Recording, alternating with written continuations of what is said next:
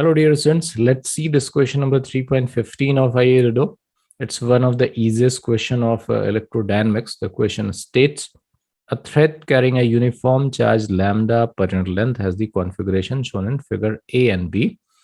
Assuming a curvature radius R to be considerably less than the length of the thread, find the magnitude of the electric field strength at the point O. So I have a better diagram than the diagram given the question. So I'm going to take the part A first, and this is what I have drawn. So as you can see that I have replaced this diagram by three distinct parts. This is a part 1, part 2, part 3. Actually, that is the same wire, but I have replaced into three parts. Each have linear charge density lambda. Part 1 is a semi-infinite wire, part 3 is also semi-infinite wire, and part 2 is the quadrant of the circle. And we have a formula for each of that, and I'm not going to go for the derivation. I will just use the formula. And in using formula, I am writing E is equal to K lambda by R. So now for the part 1, which is a semi-infinite wire, electric field at O, which is just in front of the one of the end. So it has a two component. One component will be away from the wire, and that component will be K lambda by R. And for that, I'm just writing E.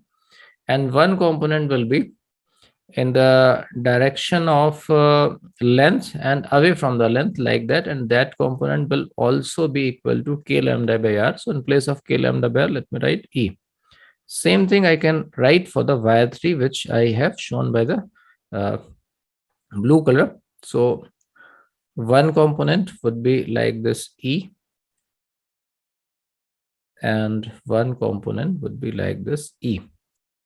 And now for the quadrant part, I'm also going to use a direct result.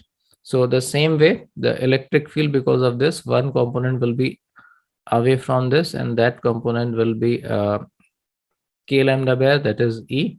And one component will be away from this, and that component will also be K lambda by R.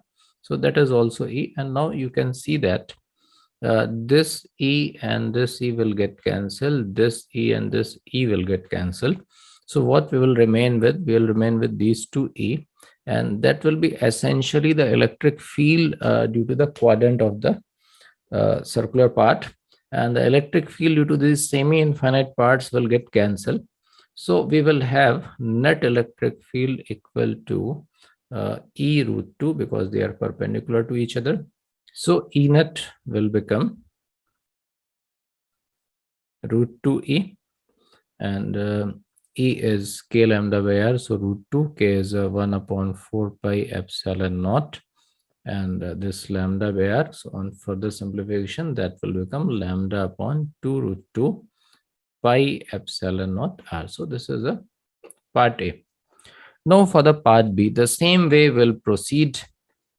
So for part B, because of the wire 1, the electric field one component will be E, that is K lambda by R, and one component will be along this direction, K lambda by R.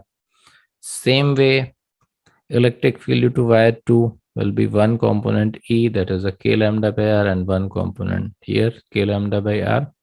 And because of the semicircular wire, electric field at the center is 2K lambda by R away from, if the charge is positive. So that I will write in place of 2K lambda by R as 2E.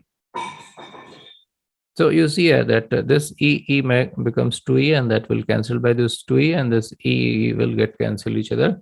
So overall we'll get net electric field to be 0 in this case. So E net is 0 in this case. Thank you.